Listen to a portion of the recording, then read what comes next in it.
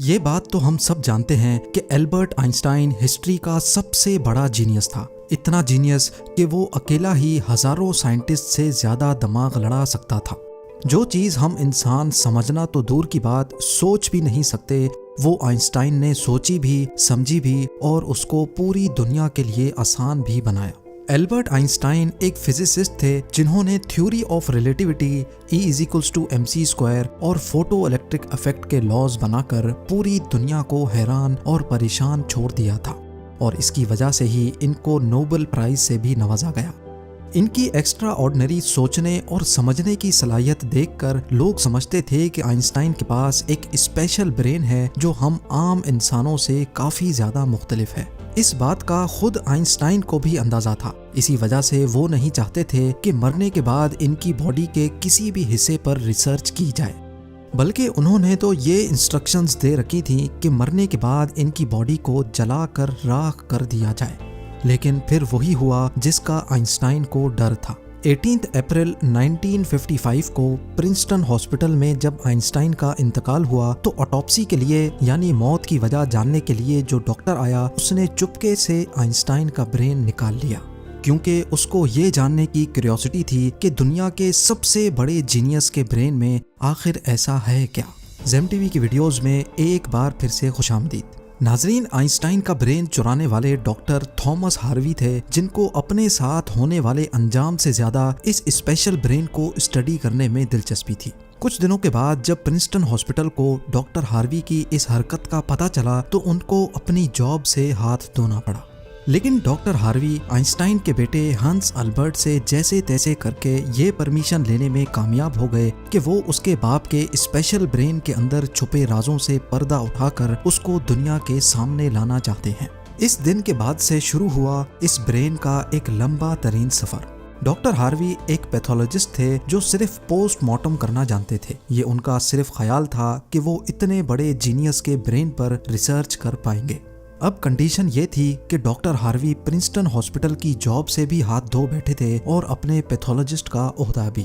Einstein का brain जो पहले ही डॉक्टर हार्वी प्रिजर्व कर चुके थे, वो इसको लेकर पेंसिल्वेनिया के शहर फिलाडेल्फिया ले गए, जहां उन्होंने ब्रेन की कई फोटोज ली और फिर उसको 240 छोटे छोटे पीसेज में काटकर हर पीस को अलग अलग जार में प्रिजर्व करके अपनी बेसमेंट में छुपा दिया।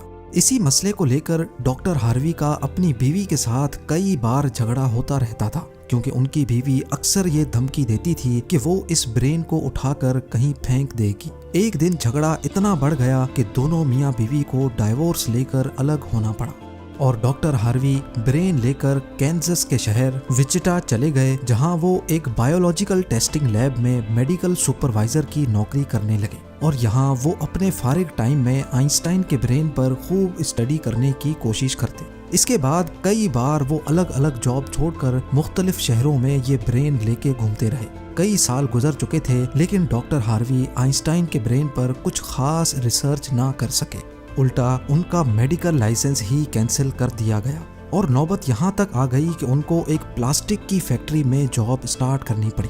तभी उन्होंने पहली बार एक अच्छा फैसला किया कि वो इनके ब्रेन के अलग अलग हिस्सों को दुनिया भर के बेस्ट न्यूरोपैथोलॉजिस्ट के पास डिटेल्ड रिसर्च के लिए भेजेंगे।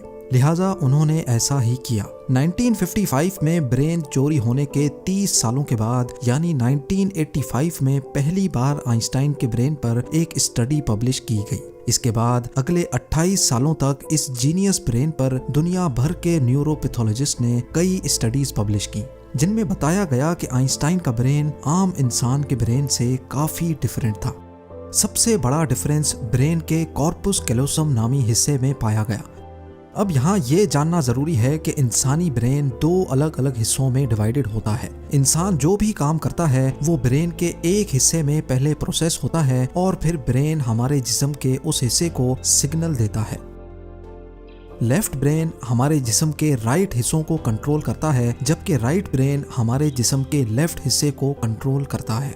इसके अलावा 90% इंसानों का लेफ्ट ब्रेन बोलने, समझने, मैथमेटिकल कैलकुलेशंस और राइटिंग यानी लिखने के दौरान काम करता है, जबकि राइट ब्रेन के पास क्रिएटिविटी, शेप्स को पहचानने, आर्ट और म्यूजिकल स्किल्स की जिम्मेदारी होती है।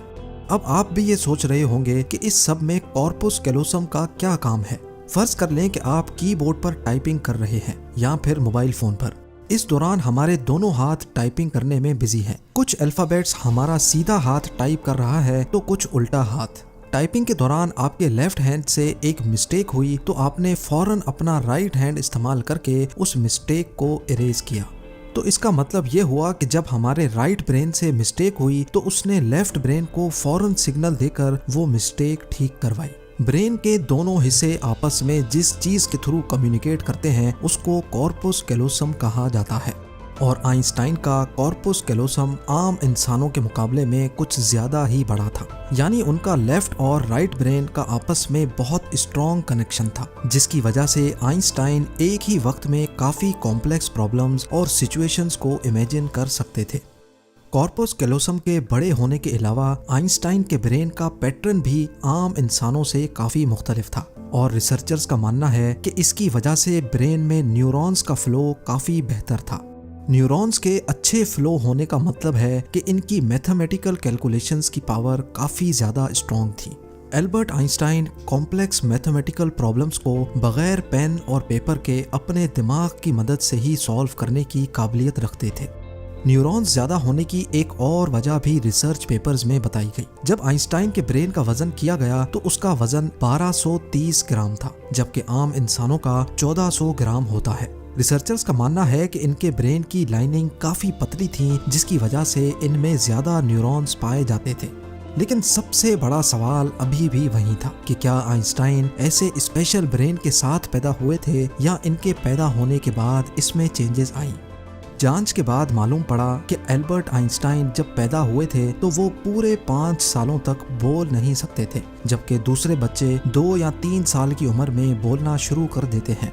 जब उन्होंने बोलना शुरू भी किया तब भी वो ज्यादा बोलना पसंद नहीं करते थे, बल्कि हमेशा अपनी सोचों में ही गुम रहते थे। उनके पास चीजों को मेमोराइज करने की पावर काफी कम थी, यहाँ तक कि उनको सिंपल मैथ्स के टेबल भी याद करने में मुश्किल होती थी।